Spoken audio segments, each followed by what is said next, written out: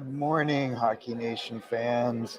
This is Detroit Red Wings update for Friday, February the 24th. February's been very good to the Detroit Red Wings. I am very, very surprised every time I see them beat another team, and they've done it again. They drew a little bit of luck last night against the New York Rangers, and I thought they were going to go with Shesterkin, but it turns out that was unconfirmed, and for rightfully so, they put in Halak against Husso. I think this really helped out the Red Wings. It seems weird to me, given how hot the Red Wings are. If they won 6 of their last 7 or 7 of the last 8, I have to do the math. But overall, this was another excellent game by Detroit Red Wings. If you're following what's going on with them, they've beat some real good teams. They've had a great Western road swing to be in the month. They lost one game to Seattle, and then they bounced right back, and they've won their last 2, including against Washington, who's pretty, again, that was pretty good timing. No Ovechkin, Kemper struggling. They continue to lose. I think they're up to 6-game losing streak now in Washington. So things are rough in Washington. They've dropped out of a wild card spot. You got to think Ovi at some point is going to see this and want to come back. But last night, I said this in the game before too. Like they had pulled out Zadina, and I thought he was playing very well. He was producing offense. He really helped out with, Pius Suter got hot playing on a line with him. They pull Zadina back into the lineup last night, and he scores. Andrew Copp gets the first goal of the game, 3-point night for him. Michael Rasmussen gets a 2-point night, like all good news stories. So let's open up the case and take a look at what's inside. Andrew Copp, big game from him against his former team, New York Rangers. He had the first goal assisted on, I believe, by Rasmussen. You can see in this, that was in the first period. The Red Wings are now 28, 21, and 8. And why does that matter? That puts them in 6th. No, not 6th, the second wild card spot. They've gone from 6th to the second wild card spot in the course of like a week or less, really. That's what, a week. So this has been, and they still have games in hand. So you'll see that. So last night, as mentioned, it was Jaro Halak against Ville Husso with Mr. Everything for the Red Wings. 31 shots on goals for the Red Wings, 23 for the Red Wings, 31 for the Rangers. This kind of tells a big part of the story. Faceoffs, 53-47. This is not always an area that Detroit excels in, but they had 22 block shots last night. So really, that was 53 shot attempts. 968 save percentage coming out of last night for Ville Husso. Really good news. Taking a look at the score, Andrew Copp gets this goal. It was 2-on-1, I believe. It was 3-on-2, actually. And goes across to Copp from Rasmussen, and he pops it in the empty cage on the left side, making it 1-0. Vinny Trocheck, this signing is starting to pan out. He's got 17 goals. I think Ryan Strome, who he replaced, has got about 11 or 12 goals. But Ryan Strome's a very good two-way player, a little bit bigger guy. I think that he's made the adjustment, though. Trocheck, he was hurt early on. This has overall been a signing that's worked out pretty well for the Rangers. Filip Zadina then pretty much seals the fate here, getting what proves to be the game-winning goal, making it 2-1. His second of the season, his second in his last 2 games, I think. I think he scored in each of his last 2 games. He sat the last game, so he comes back in and gets another goal. So now he's got like 3 points, I think, in his last 5 games, if you take a look at it. And then Rasmussen gets on the board again. Rasmussen picking up his 10th of the season. I like to see these guys succeed. This is only boding well for the future. They're still young, 22 years of age, 21, most of them. And so this is where the upside is for the Red Wings. Perron also getting his second assist of the game. So he's been picking up assists. He's done a really good job moving from line to line, but also filling in for Lucas Raymond on the top line with Larkin. So this is all good news. No Kubalik, no Bertuzzi. Those are names that are still, you're looking for them to contribute. But I think the good news is this is probably the healthiest they've been, aside from Lucas Raymond, all season, and you're seeing really good results.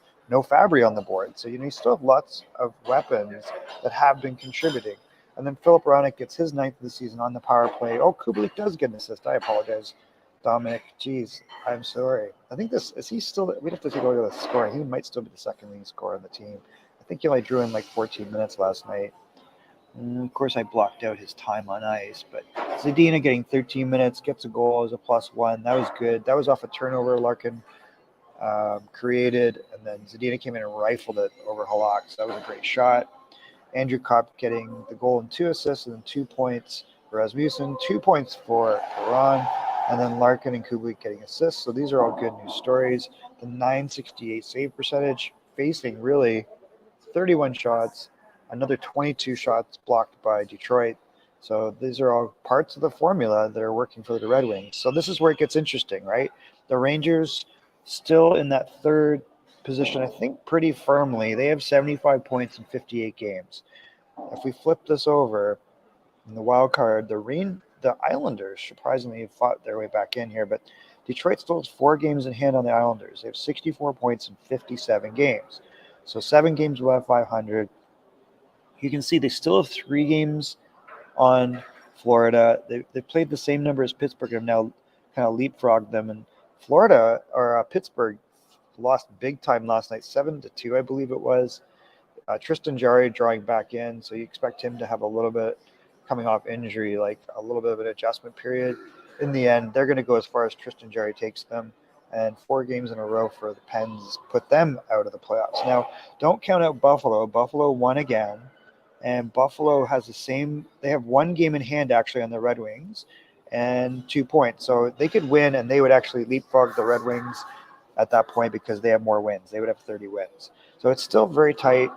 Ottawa slowly climbing up. Good morning, Bran, from Denver. How do you feel about your Colorado Avalanche? They've been doing pretty well. Geez, you think the Stanley Cup champions might be doing pretty well? A couple games ago, Bo Byram had a great game. We've been watching Bo. I really love seeing him but now you got no Cale Makar. He's got concussion, so that's not good.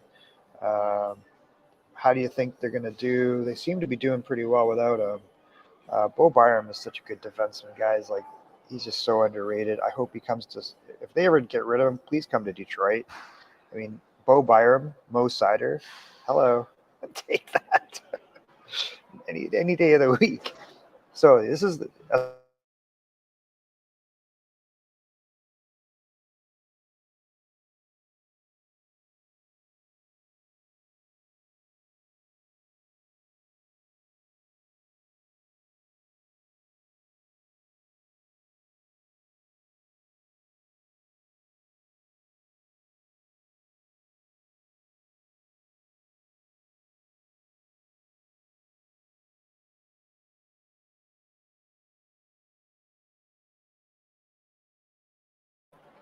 no, I'm back. All right.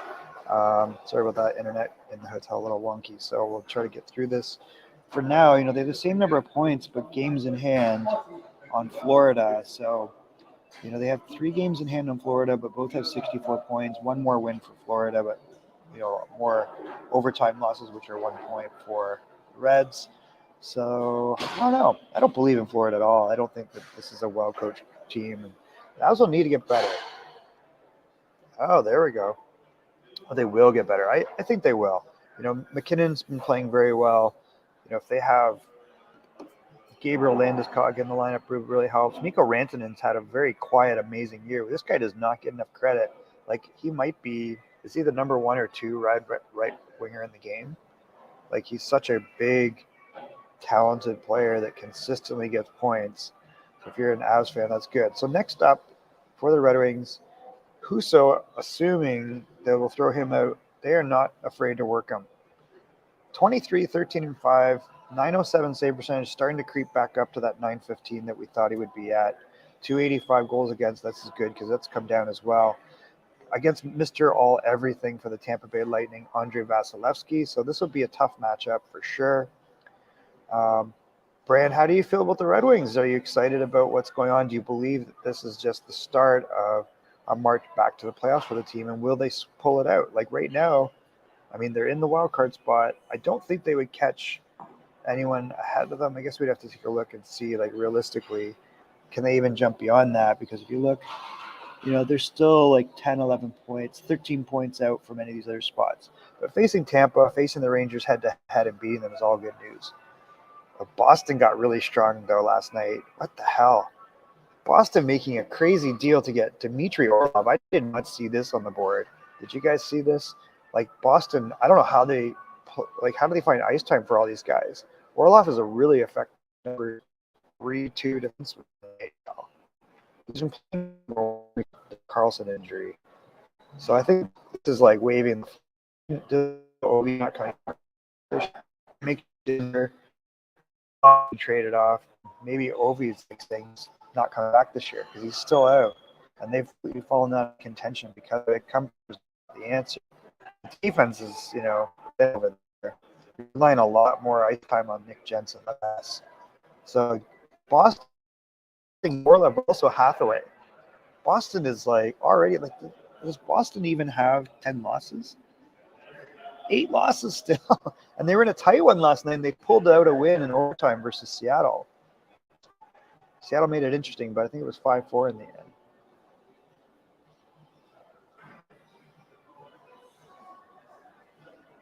Right. Yeah. That's a good point. Like Shesterkin didn't play last night. Obviously, I think they got lucky having Halak come in, but Shesterkin and Vasilevsky and Sorokin are arguably, the 3 top goalies in the NHL at the moment, maybe, right? Or Phoenix Copley. How's Phoenix Copley doing? This guy's killing it. Phoenix Copley's like Mr. Everything in LA. Go look at how many wins this guy has. Like Phoenix Copley, if we take a look, like this was the backup for a long time, the 3rd backup for the Washington Capitals. I think the Washington Capitals, Charlie Lindgren has been a good story for them. Kumper has not necessarily been Mr. Everything. I mean, he won the Cup last year. So 25 games, what's his record? Phoenix Copley, 17-4-2, guys. 273 goals against average. If you look at his career, he played 80 games approximately in his career. And there's something magic about that number where a goalie, like regardless of age, once he's played kind of 60, 80 games, you kind of know what he is and he's usually ready for the NHL. And this is proving out again. So he played 25, 27, 54, 6. Yeah, so he's played around 60 NHL games, and you're seeing this guy is like pretty damn good. Ottinger's doing well, although there's let's take a look at the goalies. I'm kind of curious now that I say all this. Let's look at the goalie stats in the NHL. I'm just going to share that, and then we'll go back to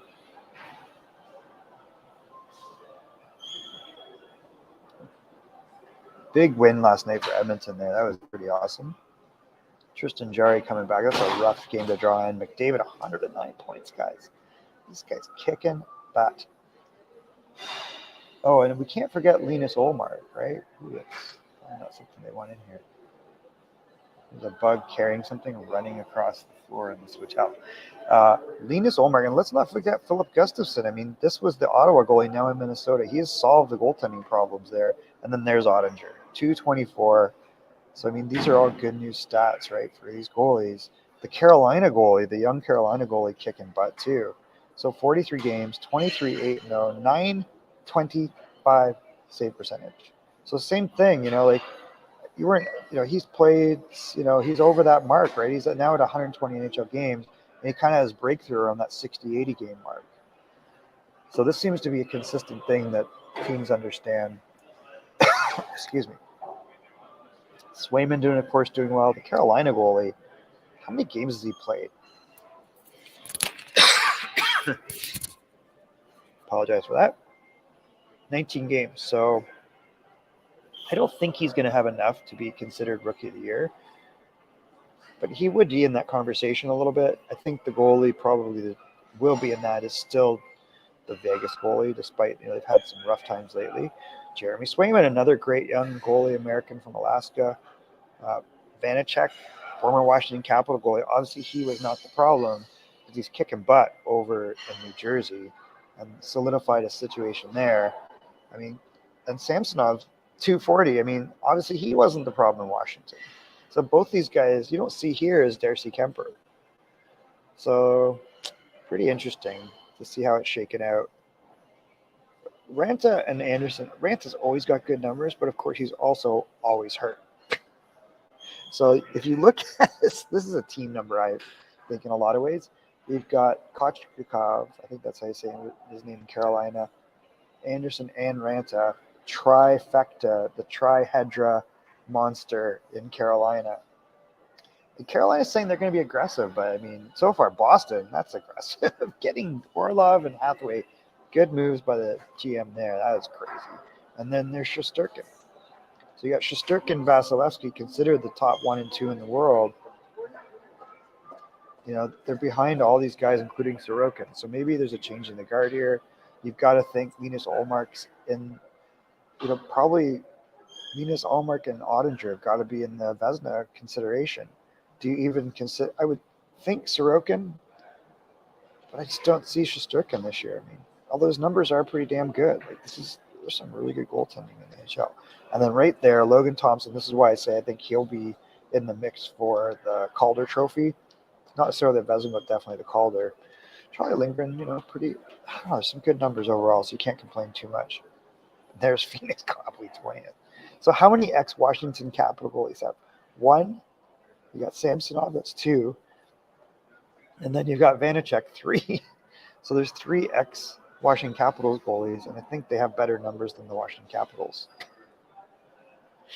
Only Phoenix Copley doesn't. Yeah, that's interesting.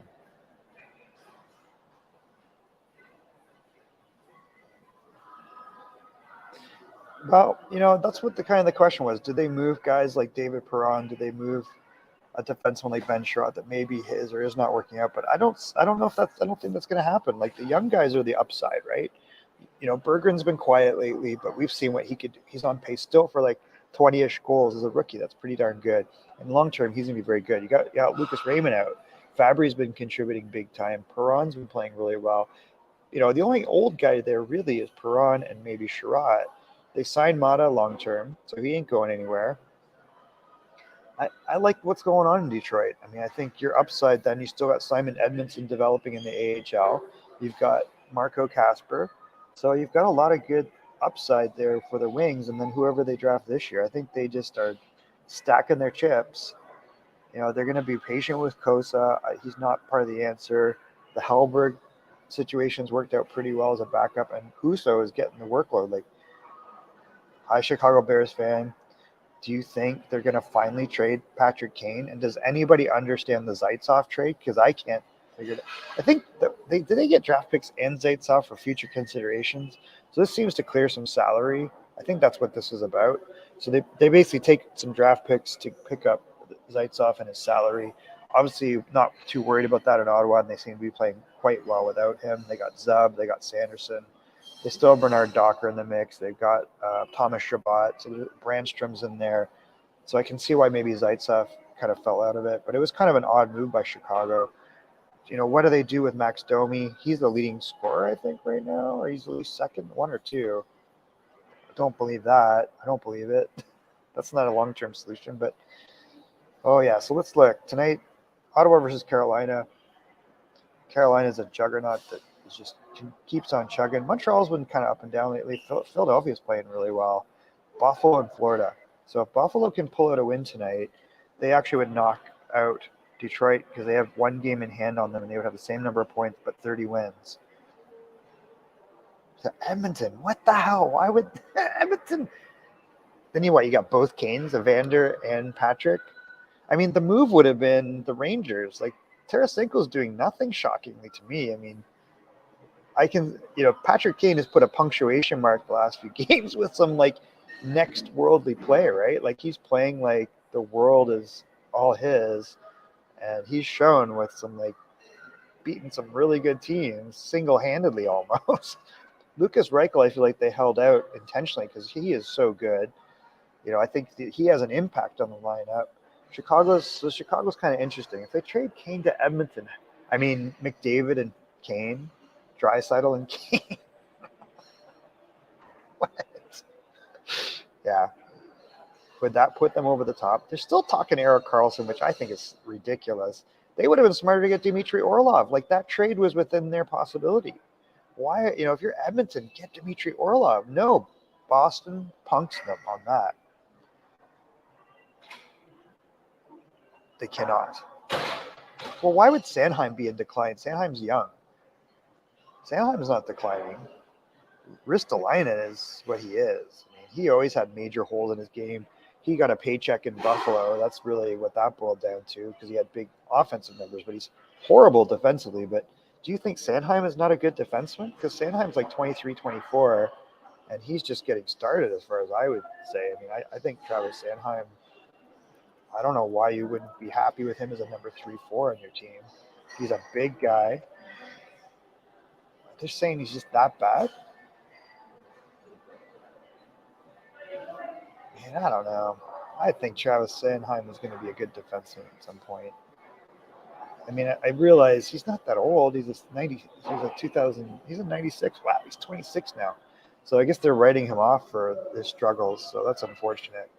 Domi leads the team in goals, assists, and points. Oh my God, that makes no sense. The West hasn't made any big moves yet. It's true, and I don't know how much of this is just like the price of things are really high. I would have paid that price for Dmitry Orlov and Garnet Hathaway, wouldn't you? Like if you're Edmonton, that would have been the move to make. If you got Orlov on your left side, I mean, you don't have to give up Broberg. You don't have to give up Evan Bouchard. You don't give up Nurse for that move. You know, you're still dealing with Tyson Barrie, who is horrible 5-on-5, although his numbers 5-on-5 have been better this year. But, you know, he's a power play specialist. You need a shutdown guy. I like Kulak, and the big French-Canadian defenseman has actually worked out pretty well. So he's actually been okay. Oof. I don't know. I think I don't know. I always liked Travis Sanheim. I think he'll be okay. I realize he was a scratch, and he's a -8 on a team that, you know, they're building the culture. I guess so. I mean, I would think, I don't know if it's I think that they would eat some of this. You know, if I'm trading for someone, I'm not sure it's JVR. Like, where does he fit? It's so much money, and he's a one-dimensional player a lot of times. Although, you know, I will say he drew into the lineup like a couple times last year, and I was like, whoa, who is that? And I'm like, JVR, why does he play that all the time?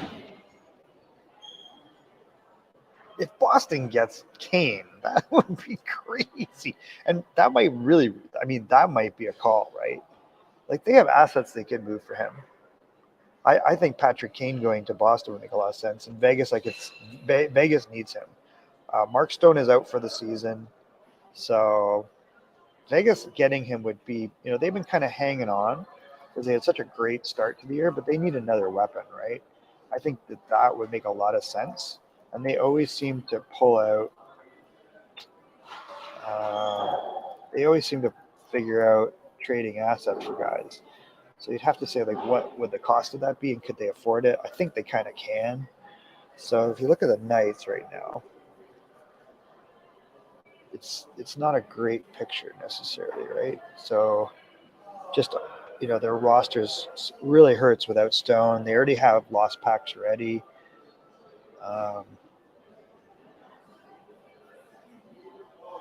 Vegas could make a ton of sense. You know, Chandler Stevenson, 49 points, pretty good. Eichel is what he is. Like, are people cluing into what he is here? You know, this is not a perfect player, not a perfect individual. Riley Smith is always pretty consistent, but there you lose this. There's only 11 goals coming from William Karlsson. He's probably better as a third-line guy. Marchessault not doing too bad. I think the goals are telling. Like, you know, they count on Eichel. Riley Smith doing real well. They lose 17 goals for Mark Stone, and that's kind of their leader, right? So this is a tough loss. Carrier, wow. Wait, Carrier has 16 goals. Wow. So he keeps scoring. And Chandler Stevenson, I think, was their representative at the All-Star break, 12 goals. So these are plumbers, right? Like, where's the offense? If you had a Patrick Kane here, would Patrick Kane mesh with Jack Eichel? My guess, he would play with Chandler Stevenson, and that's what would work. Aiden Hill and Logan Thompson doing a pretty darn good job in the pipes for them. With no Robin Leonard, I got to think that Leonard is a mess and may never come back, and that's fine.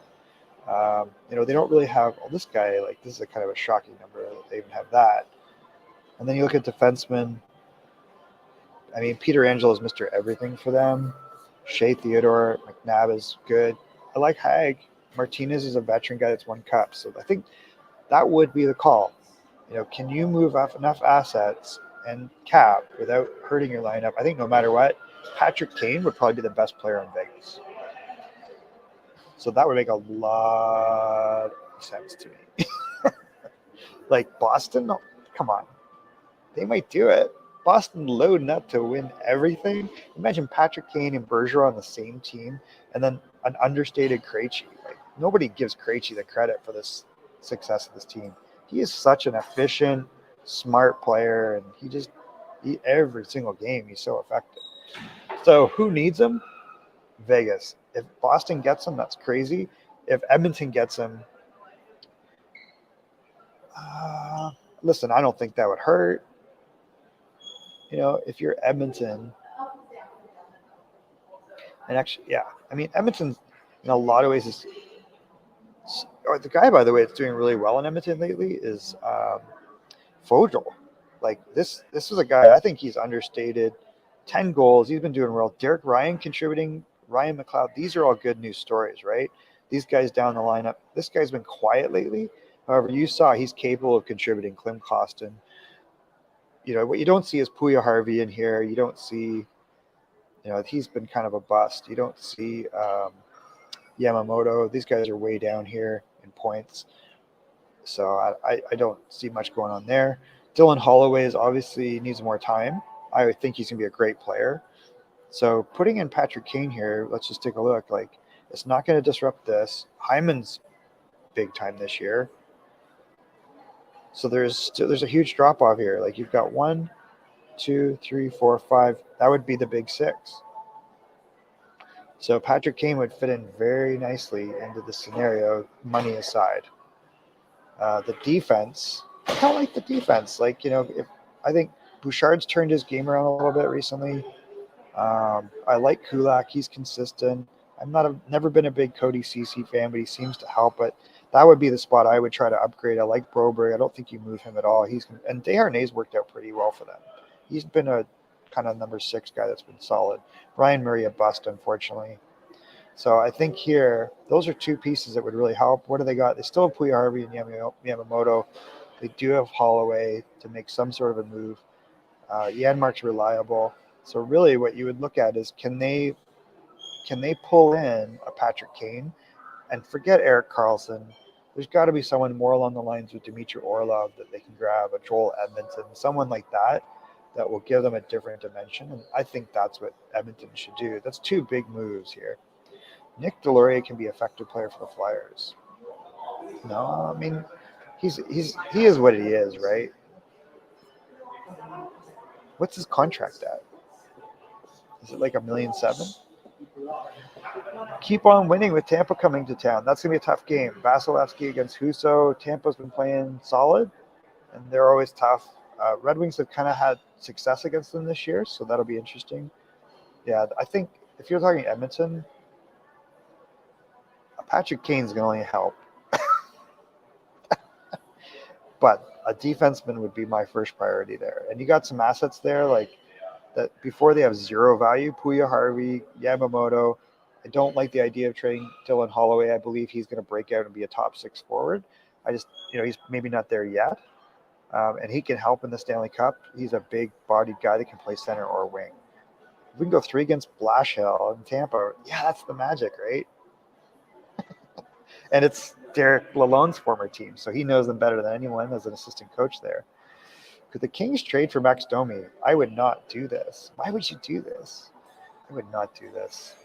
If you look at the Kings, man, the Kings are an interesting story, right? Like when Phoenix Copley's coming in and that's your guy that's solidifying your lineup, 28 goals for Adrian Kempe. This is a guy they almost wrote off a few years ago. Kevin Fiala's been the signing. Kopitar got his 20th goal last night.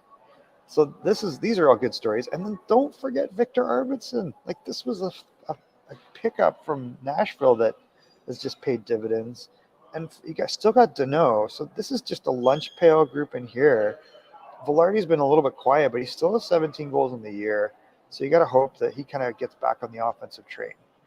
You got Kaliev's contributed, but he's still hurt, I believe. I don't know if he's back in the lineup, is he? Trevor Moore got a contract. I don't know. Is he hurt? He hasn't played for, I haven't checked.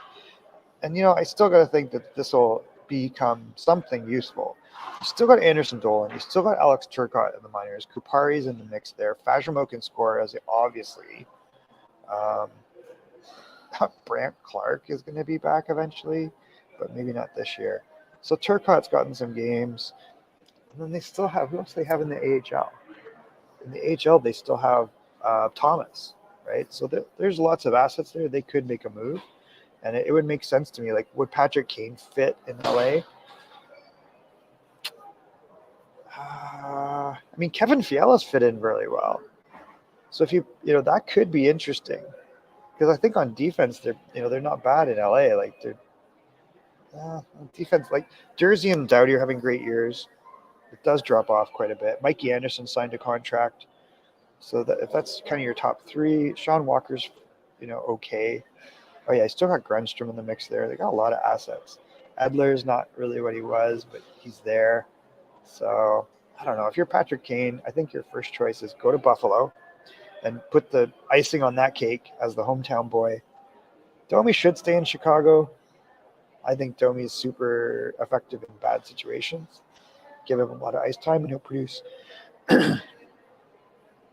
Yeah, I think that would be a bad. Yeah, don't bring in I don't know, but I think LA is farther away than we think. But in their heads, those guys, the core, think they'll win, and that's the thing that drives them. They, Kopitar and Doughty, those guys believe they will win.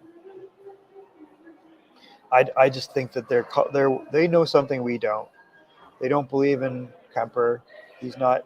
He won the Cup last year, but that was Colorado was so strong. So I think that they might have actually made a downgrade in that, which is what I kind of thought in the offseason. Like, they gave up two young goalies that were just, hitting a prime age where a lot of goalies are just starting in the NHL. They gave Samsonov. Lindgren's worked out pretty well. To give up Orlov is waving the flag. Carlson is out, and maybe he's not coming back. Ovechkin's off, and maybe he's not coming back. Backstrom's not what he was. Tom Wilson's back in the lineup. Kuznetsov's there. TJ Oshie's there. Are those guys that move? They know something about Carlson and Ovi that we don't. That seems to be what this is signaling. Any more questions, guys? Tell me shit's right. Yeah, we got 6 minutes before the hour. Let's just I'm going to remove this. Good discussion, guys. Thanks for the questions. So Tampa Bay up next. It'll presumably be Vasilevsky and Husso. Oh, that says wrong. I'm sorry. Jeez, what happened? There we go. 7-3-0 for the Red Wings, 5-2-3, so no slouch in Tampa. They're all doing well. Larkin, 7 points in his last 5. P.S. Suter, we know, has been on fire. He didn't score last night, but he had 4 goals in the previous 5 games. Still has 4 goals in the previous 5 games. Larkin doing real well. It was good to see him not get suspended. I think the face hit on Oshie and that was an accident. And he immediately was like, "Oh my God, I hurt you." So they dinged him 5G, so that's not great. Wallman, great news story on this season. So there's some really good news stories here. Don't count them out. Sorelli picking up some goals lately. I think he's got 6 or 7 on the year, and he scored 3 in the last 5. Braden Point's always good. Kucherov's always good. Nick Paul having a real good year. I think he's got 17 goals. There's a lot of depth in Tampa. Don't underestimate Tampa. That's a real good team. So if you look at the month, they started off with the loss against Edmonton. Didn't spell. I was calling doom on the month of 4-8 when I was talking to Intertap. But then they beat Calgary, and Calgary's in free fall. They beat Vancouver twice. They beat Edmonton, so they split the series with Edmonton.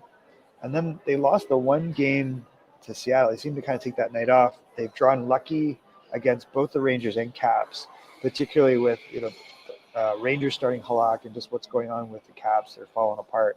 So now they got 3, I would say, tough games in a row here.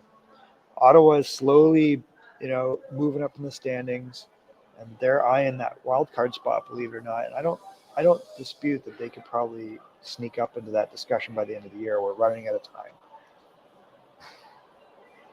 Well, this is where I think this is what I like. How do you keep pulling out Zadina?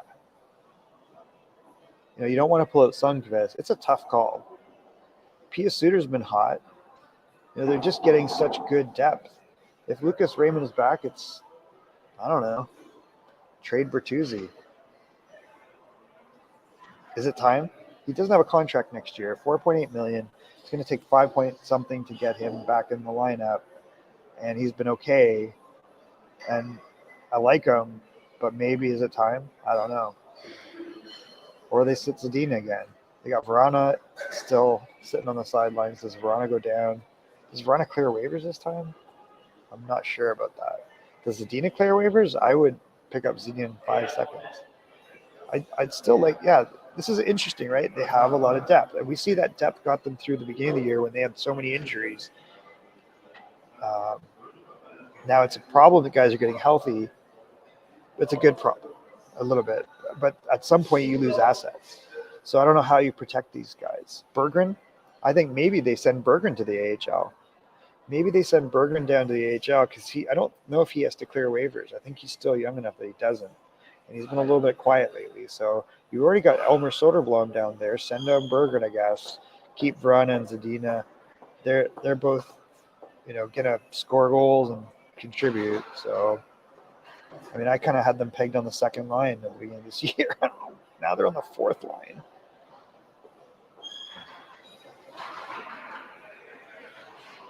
So he could be sent down. Is that because of he was sent down before? So maybe they send Verana down. That's interesting. Jeez, I've got crazy sneezing and coughing here. Sorry.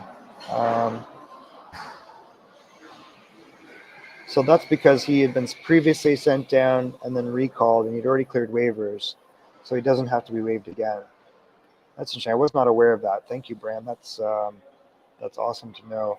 So maybe that's the answer, because they don't seem too intent on throwing him in to a top 6 role, and I think that's where he needs to be effective. That makes sense. Well, either way, we've got 3 tough games coming up, but I mean, you got to like how they've played here. Don't get lulled into the fact that you beat the backup goalie, and the Washington Capitals are falling apart at the seams without Ovechkin, without Carlson, and now without Orlov.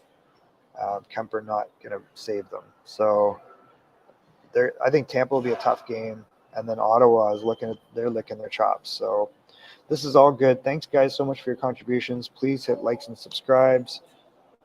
Yeah, they're both tall, but I think his brother's like 6'4", but he's like 6'7". Oh, you're talking. So the goalie is like 6'4", 6'5". The forward is like 6'7", 6'8". And he's like a monster. And he could be in the lineup right now. I mean, there's no reason for him not to be in the NHL, to be honest with you. So at some point, you got to make a call. You go, listen, we're not going to sign Bertuzzi. We're going to let the young guys keep percolating up. Let's trade him. Let's get some assets. Maybe improve our D a little bit. And then you just work with what you got there. You got Verana, you got Zadina. Maybe they trade Verana at some point, but I think he can have more value if he's drawn into the lineup.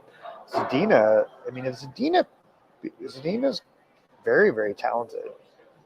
In the end, no matter what, Zadina is very talented. If he can continue to mold to what Derek Lalonde wants, that's a player to keep. He's only 22, 23. He was a high draft pick in a weird draft year.